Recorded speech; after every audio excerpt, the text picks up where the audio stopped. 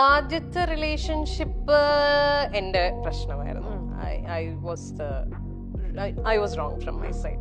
Second relationship ഈ പറഞ്ഞ പോലെ ചിലപ്പം ആദ്യത്തെ റിലേഷൻഷിപ്പിൽ ഉള്ള എന്താ പറയാ അതിനുള്ള ശിക്ഷയായിട്ട് എനിക്ക് കിട്ടിയതായിരിക്കാം. എനിക്ക് ആകപ്പാട് ആളുടെ അടുത്ത് ദേഷ്യം തോന്നിയ ഒരു കാര്യം എന്ന് പറഞ്ഞാൽ അക്സെപ്റ്റ് ചെയ്തില്ല. ലൈക്ക് വേറെ ഒരു ആളോടൊരു ഇഷ്ടം തോന്നി അല്ലെങ്കിൽ ആ റിലേഷൻഷിപ്പിലേക്ക് പോയി എന്നുള്ളത് അത് ഓപ്പൺലി എന്നോട് പറഞ്ഞിരുന്നെങ്കിൽ നമ്മൾ സ്റ്റെപ്പ് ബാക്ക് ചെയ്യും. വിളിച്ചാൽ ഫോൺ എടുക്കില്ല, മെസ്സേജിന് റിപ്ലൈ ചെയ്യില്ല, പുറത്തു പോകാൻ വിളിച്ചാൽ വരില്ല, മീറ്റ് ചെയ്യാം എന്ന് പറഞ്ഞാൽ സമയമില്ല, മേക്കിംഗ് എക്സ്ക്യൂസസ്, അങ്ങനത്തെ ഒരു ലിറ്ററലി നമ്മളെ അവോയ്ഡ് ചെയ്യണം. ഞാൻ കണ്ടുപിടിക്കുകയും ചെയ്തു that there is this relationship going on എന്നുള്ളത്. അപ്പൊ എന്നോട് ഈ പറയുന്നൊക്കെ നുണയാണെന്നുള്ളത് എനിക്ക് അറിയാം. Exactly I wanted to know how long this explanation will go. ഞാൻ കണ്ടുപിടിച്ചപ്പോ ഞാൻ ക്വസ്റ്റ്യൻ ഞാൻ ചോദിച്ചു, ഞാൻ ഓപ്പൺ ആയിട്ട് ചോദിച്ചു ഇങ്ങനെ ഒന്നുണ്ടോ.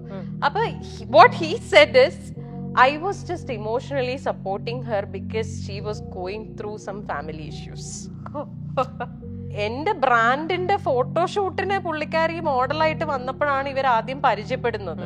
ഞങ്ങൾ തമ്മിൽ ഒന്നുമില്ല, വി ആർ ജസ്റ്റ് ഫ്രണ്ട്സ് എന്ന് പറഞ്ഞിരുന്ന ആൾക്കാര് within 1 year they got married. ഇതിൽ കൂടുതൽ വലിയ പ്രൂഫ് ഒന്നും എനിക്കിനി തരാനില്ല.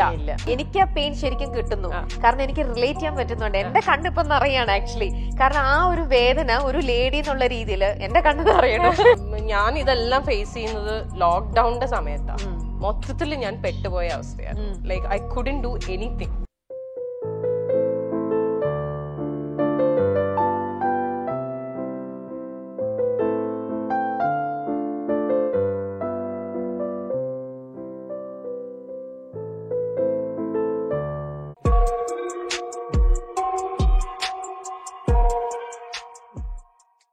റിലേഷൻഷിപ്പിന്റെ കാര്യം വന്നപ്പോൾ ഇത്രയും നല്ല ഫ്രണ്ട്സ് കൂടെ ഇങ്ങനെ ആര്യ കാത്തു സൂക്ഷിക്കുന്നുണ്ട്.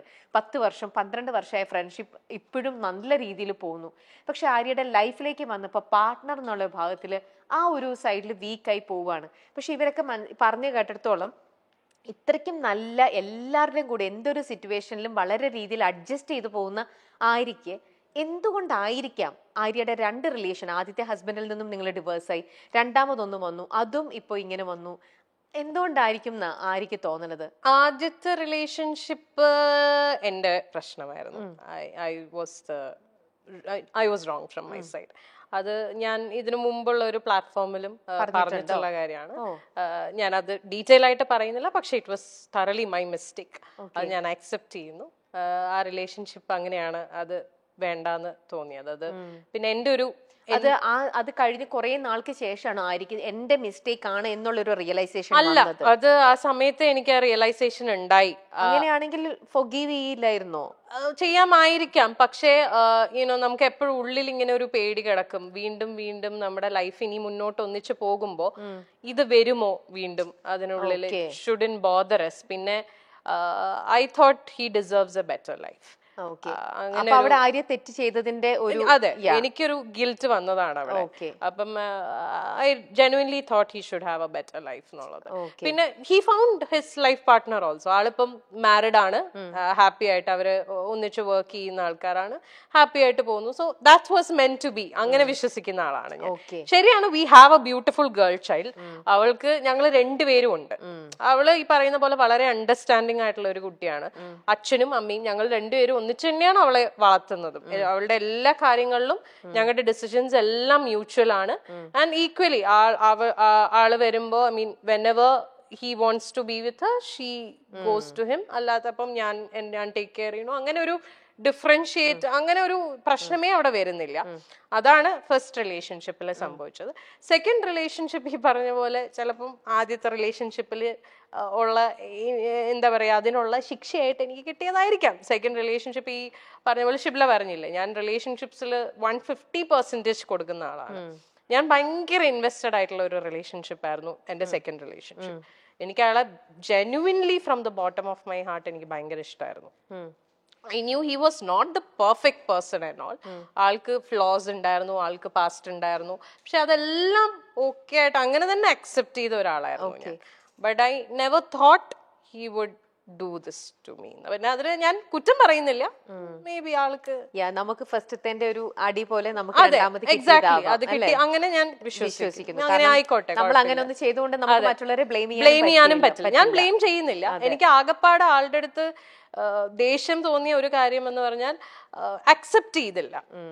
ലൈക്ക് വേറെ ഒരു ആളോട് ഒരു ഇഷ്ടം തോന്നി അല്ലെങ്കിൽ ആ റിലേഷൻഷിപ്പിലേക്ക് പോയി എന്നുള്ളത് അത് ഓപ്പൺലി എന്നോട് പറഞ്ഞിരുന്നെങ്കിൽ നമ്മൾ സ്റ്റെപ്പ് ബാക്ക് ചെയ്യും. We would never force someone.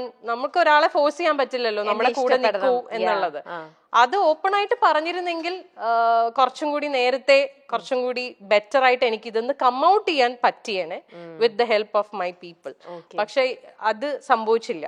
അപ്പോ ഇത്രയും ട്രൂ ഫ്രണ്ട്സിനെ പോലെ തന്നെ ചില ഫ്രണ്ട്സ് അപ്പൊ ആര്യനെ ചീറ്റ് ചെയ്തിട്ടും ഉണ്ടാവണം. യെസ്, അല്ലേ? ഉണ്ട്. അതുകൊണ്ടാണല്ലോ ഇങ്ങനെ ഒന്ന് സംഭവിച്ചത്. അല്ലേ? അതും ശരിക്കും ഭയങ്കര പെയിൻഫുൾ ആയിട്ടുള്ള, ഇറ്റ് ഈസ് വെരി പെയിൻഫുൾ. കാരണം ആരും ഒരിക്കലും എക്സ്പെക്ട് ചെയ്തിട്ടുണ്ടാവില്ല ഈ ഒരു സാധനം ആ ഒരു പർട്ടിക്കുലർ പേഴ്സണിൽ നിന്ന് വരും. എക്സാക്ട്ലി, അതാണ് എനിക്ക് ട്രോമയായി പോയത്. അതിപ്പോ മേ ബി ഞാൻ അറിയാത്ത ഒരാളായിരുന്നെങ്കിൽ എനിക്ക് ചിലപ്പം ഇത്രയും ബുദ്ധിമുട്ടുണ്ടാവില്ല. ഇത് എനിക്ക് ആ പെയിൻ ശരിക്കും കിട്ടുന്നു, കാരണം എനിക്ക് റിലേറ്റ് ചെയ്യാൻ പറ്റുന്നുണ്ട്. എന്റെ കണ്ണിപ്പം നിറയാണ് ആക്ച്വലി. കാരണം ആ ഒരു വേദന ഒരു ലേഡി എന്നുള്ള രീതിയിൽ എന്റെ കണ്ണ് നിറയണം. നമുക്കത് ശരിക്കും നമുക്കത് ഫീൽ ചെയ്യാൻ പറ്റുന്ന ഒരു കാര്യമാണ്. ആര്യ, അത് യു വെന്റ് ത്രൂ ദാറ്റ്. ഭയങ്കര ഒരു ആര്യ അത് എങ്ങനെ ഹാൻഡിൽ ചെയ്തു? Arya it was very difficult. ഞാൻ I fell on to a depression. ഭയങ്കര ബുദ്ധിമുട്ടായിരുന്നു. I lost myself.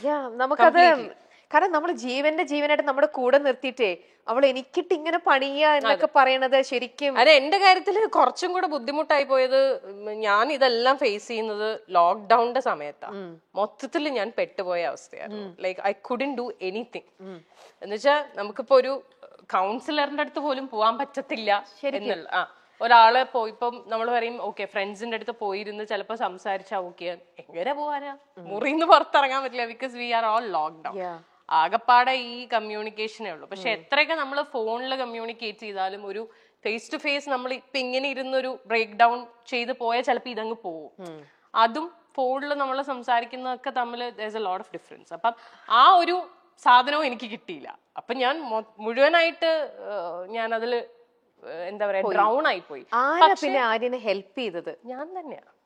ഇപ്പൊ എന്ത് പറയാൻ വന്നു? പക്ഷേ ഈ പറഞ്ഞ പോലെ ഒരു പോയിന്റിൽ നമ്മൾ റിയലൈസ് ചെയ്യും. എന്നെ ഈ പറഞ്ഞ പോലെ പുഷ് ചെയ്യാൻ അഫ്കോഴ്സ് എന്റെ ഫ്രണ്ട്സ് ഉണ്ടായിരുന്നു. ഒരു പോയിന്റ് എത്തിയപ്പോൾ അവരെല്ലാവരും റിയലൈസ് ചെയ്തു ദാറ്റ്സ് ഞാൻ മുങ്ങിക്കൊണ്ടിരിക്കുകയാണെന്നുള്ളത്. അപ്പൊ അവരെല്ലാവരും അവരുടെ എല്ലാ സൈഡിൽ നിന്നും മാക്സിമം പറ്റുന്ന രീതിയിലൊക്കെ എന്നെ സപ്പോർട്ട് ചെയ്തു. പിന്നെ എന്നെ ഏറ്റവും കൂടുതൽ എന്നെ ഇതിലേക്ക് തിരിച്ചു കൊണ്ടുവന്നത് ഇസ് മൈ ഡോട്ടർ. അവളൊന്നും ചെയ്തിട്ടല്ല, പക്ഷെ അവളുടെ പ്രസൻസ് ഇൻ മൈ ലൈഫ് അത് മതിയല്ലോ. നമ്മൾ ജീവിക്കുന്ന മക്കൾക്ക് വേണ്ടിയിട്ടാണ്. നമ്മുടെ എന്നെ സംബന്ധിച്ചിടത്തോളം ഷീസ് മൈ എവറിഥിങ്. ഞാൻ ഇപ്പൊ ജീവിക്കുന്നതും ഇപ്പൊ കഷ്ടപ്പെടുന്നതും ഒക്കെ അവളുടെ ഫ്യൂച്ചർ സെക്യൂർ ആക്കുക, അവളെ ഹാപ്പി ആയിട്ട് വെക്കുക. ശരിക്കും റിലേറ്റ് ചെയ്യാൻ പറ്റുന്നുണ്ട്. ആ ഫീല് കറക്റ്റ് ആയിട്ട് കിട്ടുന്നുണ്ട് ശരിക്കും. ഭയങ്കര ഇത് കണ്ടു കഴിഞ്ഞാൽ എന്നെ ഈ പറഞ്ഞ എന്റെ ഫ്രണ്ട്സ് എല്ലാരും ചീത്ത വിളിക്കും. എന്നോട് പല പ്രാവശ്യം പറഞ്ഞിട്ടുണ്ട്, ഇനി മേലാൽ ഇതും പറഞ്ഞുകൊണ്ട് എവിടെങ്കിലും പോയിരുന്നു മോങ്ങിയ. കാരണം നിങ്ങളുടെ കൂടെ ഒരു രീതിയിലും പിക്ചറിലുള്ള ഒരാളായിരുന്നില്ല ഞാനൊരു പുറത്തുനിന്നുള്ള ഒരു ലേഡി എന്നുള്ള രീതിയിൽ ഇന്നിപ്പോ ആര്യനെ ഇത്രത്തോളം ഇൻ ആൻഡ് ഔട്ട് മനസ്സിലാക്കിയതിൽ നിന്നും എനിക്ക് ഇത്രത്തോളം ഹേർട്ട് ചെയ്യണം എന്നുണ്ടെങ്കിൽ, എന്റെ കണ്ണുകൾ നിറഞ്ഞ് ഇങ്ങനെ ഒഴുകണം എന്നുണ്ടെങ്കിൽ ആ ഒരു അത് അവർക്ക് ഞാൻ ഇങ്ങനെ ഇരുന്ന് കരയണത് കാണാനൊന്നും അവർക്ക് ഇഷ്ടമല്ല. അതുകൊണ്ടാണ് അവര് പറയുന്നത്, അല്ലാതെ വേറൊന്നും കൊണ്ടിട്ടല്ല. അവര് പറയണത് എന്തിനാ ഇങ്ങനെ ഇനി കരയില്ലേ എന്ന് പറയും. അത് അവരുടെ പോയിന്റ് ഓഫ് വ്യൂല് വളരെ അവർക്ക് അങ്ങനെ പറഞ്ഞ പോലെ ഈ ഞാൻ മറ്റേ ഇമോഷൻ ഉള്ളതുകൊണ്ട് ഇത് ട്രിഗറായി വരും. കഴിഞ്ഞു, that's over. പക്ഷെ എന്നാലും അത് ആര്യ എത്ര ടൈം എടുത്തിട്ടുണ്ടോ അതിന്ന് റിക്കവർ ചെയ്ത് ഇങ്ങനെ വരാനായിട്ട്? സെൽഫ് തന്നെയാണ് അത് കംപ്ലീറ്റ് വർക്ക് ചെയ്തത്. More than 1 year. പിന്നെ ഞാൻ എന്താ ചെയ്ത വെച്ചാല് ഞാൻ I wanted to distract my mind completely. അങ്ങനെ ഞാൻ ഫുൾ എന്റെ കോൺസെൻട്രേഷൻ എന്റെ ബ്രാൻഡിലിട്ടു. കാഞ്ചീപുരത്തില് ഒന്നും നോക്കിയില്ല, ബ്രാൻഡ് മാക്സിമം വർക്ക് ചെയ്ത് എനിക്ക് തോന്നുന്നു ആ ഒരു സമയത്താണ് ഞാൻ ആ ബ്രാൻഡിനെ ഒന്ന് ശരിക്കും പൊക്കി എടുത്ത് കൊണ്ടുവന്നത്. പിന്നെ അതില് എനിക്കൊരു സാറ്റിസ്ഫാക്ഷൻ, നമുക്ക് അതിലൊരു അഡിക്ഷൻ വരുമല്ലോ. Okay, when we see that okay something is working out good for us, പിന്നെ നമ്മൾ അതിലേക്കാവും ഫുള്ള്. വേറെ ഒന്നിലേക്ക് നമുക്ക് പോവാനുള്ള ഒരു മൈൻഡ് വരില്ല. അപ്പൊ നമ്മുടെ കംപ്ലീറ്റ് ഫോക്കസ് അതില്ല. ബിക്കോസ് അതിൽ നിന്ന് എനിക്ക് വേണ്ടതെല്ലാം കിട്ടുന്നുണ്ട്. Satisfaction, happiness, peace of mind, everything. വേറെ ഒന്നും നോക്കില്ല. പിന്നെ തിരിഞ്ഞു നോട്ടം ഉണ്ടായി. അങ്ങോട്ട് തിരിഞ്ഞു നോക്കുക വേണ്ട. ഞാൻ എപ്പോഴും പറയണ ഒരു കാര്യമാണ്, I am still very thankful to that person for one thing. ആളില്ലായിരുന്നെങ്കിൽ ചിലപ്പോ കാഞ്ചീവരം എന്ന് പറയുന്ന ബ്രാൻഡ് ഞാൻ സ്റ്റാർട്ട് ചെയ്യില്ലായിരുന്നു. ആ സമയത്ത് ആൾ എനിക്ക് തന്ന ഒരു ഇമോഷണൽ ആൻഡ് മോറൽ സപ്പോർട്ട് ഉണ്ട്. That is huge. കാരണം അതിന് ഞാൻ I will be for ever grateful. ഒരു നിമിത്തം അതെ, ചിലപ്പോൾ അതിന് വേണ്ടിയിട്ടായിരിക്കും അദ്ദേഹം ലൈഫിൽ വന്നിട്ടുണ്ടാവും. അത് വന്നു, ഇതിങ്ങനെ ആയി, അതങ്ങ് പോയി, നമ്മൾ കുറച്ച് കാര്യങ്ങൾ അതോടെ പഠിച്ചു. ആ ഒരു അതിൽ പഠിച്ചത് കൊണ്ട് നമ്മൾ ഇപ്പറ കാഞ്ചീപുരം കുറച്ചും കൂടെ എന്നുള്ള രീതിയിൽ ബോൾഡ് ആവുന്നു. അത്രേ ഉള്ളൂ. ലൈഫിന്റെ ഓരോ കാര്യങ്ങളും നമുക്ക് ഓരോരോ എക്സ്പീരിയൻസ് മാത്രമേ ഉള്ളൂ. ഓക്കെ, നമുക്കിനി അടുത്ത വേറൊരു ഓഡിയോയിലേക്ക് പോകാം. നമുക്ക് ഈ മൂഡിൽ നിന്ന് മാറണം. നമ്മൾ രണ്ടുപേരും മാറിയേ പറ്റൂ. ആര്യ തന്നെ നേരത്തെ ഒരു ഇന്റർവ്യൂവിന് കൊടുത്ത ഒരു ഓഡിയോ ബൈറ്റ് ആണ്, അതൊന്നും നമുക്ക് കേൾക്കാം. ശരി, this type of relationship ghosted അല്ലേ? അപ്പൊ അത് നമ്മൾക്കൊരു ഹോപ്പ് തന്നുകൊണ്ടിരിക്കും, പക്ഷെ നമ്മളിൽ പലരും റിയലൈസ് ചെയ്യില്ല, ഞാനടക്കം റിയലൈസ് ചെയ്തിട്ടില്ല. അതായത് നമുക്ക് എപ്പോഴും ഒരു സൈഡിൽ അവരൊരു ഹോപ്പ് തന്നുകൊണ്ടിരിക്കും, ഉണ്ട്, ഓക്കെ വരും, ടൈം എടുക്കുകയാണ് എന്നൊക്കെ പറയും. പക്ഷെ actually they won't come back. അവര് വരില്ല. What they are trying to do is നമ്മളായിട്ട് സ്റ്റോപ്പ് ചെയ്യണം. അവരായിട്ട് പറയും, ആ ബ്ലെയിം നമ്മൾ എടുക്കണം. ഓക്കെ, ഞാനിത് നിർത്തുവാണ് എന്ന് നമ്മൾ പറയണം. അതിനു വേണ്ടിയിട്ട് ഇവര് മാക്സിമം നമ്മളെ പ്രഷറൈസ് ചെയ്യും. അതാണ് ശരിക്കും ഗോസ്റ്റഡ് റിലേഷൻഷിപ്സിൽ സംഭവിക്കുന്നത്. ദേ ഗോസ്റ്റ് യു ബേസിക്കലി.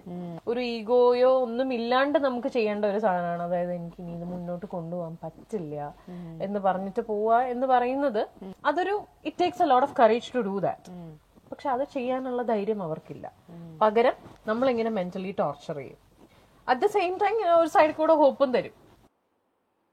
ഓക്കെ, എന്താണ് ആര്യ ഇതിനെ കുറിച്ച് പറയാനുള്ളത്? ഇതിപ്പോ ഞാനിപ്പോ കുറച്ചു മുമ്പ് ചേച്ചി എടുത്ത് പറഞ്ഞില്ലേ, ഇപ്പൊ നമുക്ക് അതായത് ഓപ്പൺ ആയിട്ട് നമ്മളോട് പറയാ, ഇപ്പം ഇങ്ങനെ ഒരു പറ്റിപ്പോയി, I don't have that same feeling for you anymore, അതുകൊണ്ട് ലെറ്റ് സ്റ്റോപ്പ് ദിസ്. അത് ചെയ്യാതെ ഒരു സൈഡിൽ ഇങ്ങനെ ഹോപ്പ് തന്നുകൊണ്ടിരിക്കും. But at the same time ഇല്ല, that person is not with us. അത് നമുക്ക് അറിയാം.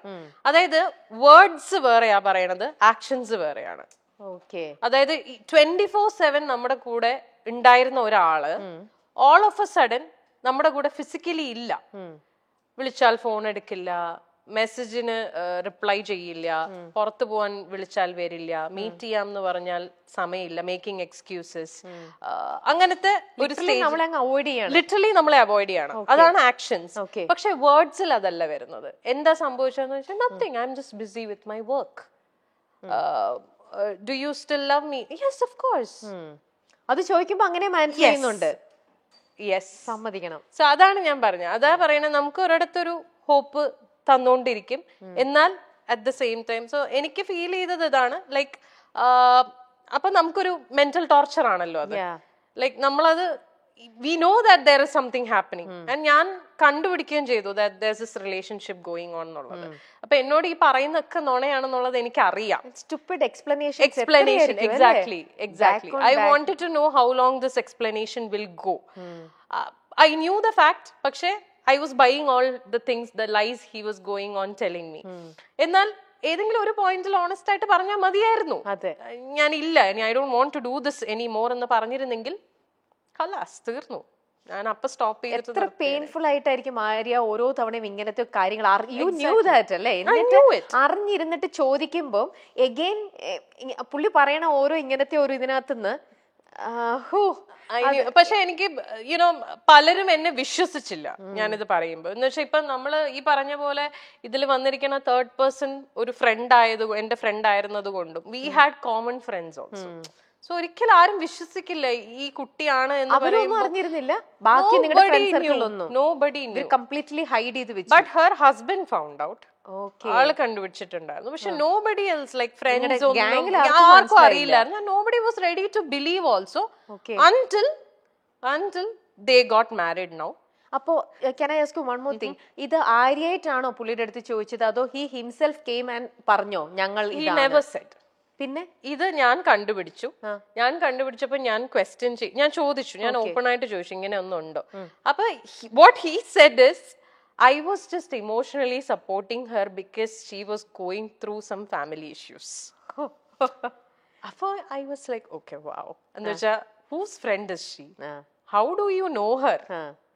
ഐ മീൻ എന്റെ ബ്രാൻഡിന്റെ ഫോട്ടോഷൂട്ടിന് പുള്ളിക്കാരി മോഡലായിട്ട് വന്നപ്പോഴാണ് ഇവർ ആദ്യം പരിചയപ്പെടുന്നത്. That is the only connection you have with her. Me and her, we have been studying together from school, from the KG till 12th we studied together. That's almost like 11-12 years together. And എൻ്റെ അടുത്ത് പറയാൻ പറ്റാത്ത എന്ത് കാര്യം, എന്ത് family issues are you guys discussing with each other when I was in the show? So it was very evident. അതെ, പക്ഷെ he was not ready to accept it. അത്രേ ഉള്ളൂ. ഓക്കെ. എന്നിട്ട് ഫൈനലി അവര് തന്നെ പറഞ്ഞു. അല്ല, അവരിപ്പോഴും പറഞ്ഞിട്ടില്ല. ആണോ? ഇത് I stopped this relation from my side. I had to do it. That is what he wanted also. ഓ, നമ്മളെയും കൊണ്ട് അവരത് stop ചെയ്യിപ്പിച്ചു. അങ്ങനെയാണത്. That is how it works. They will never accept the fact. അവരൊരിക്കലും അക്സെപ്റ്റ് ചെയ്യില്ല. പക്ഷെ നമ്മളെ ഈ mental torture, നമ്മൾ എത്ര കാലം ഇങ്ങനെ നടക്കും? I waited for so long.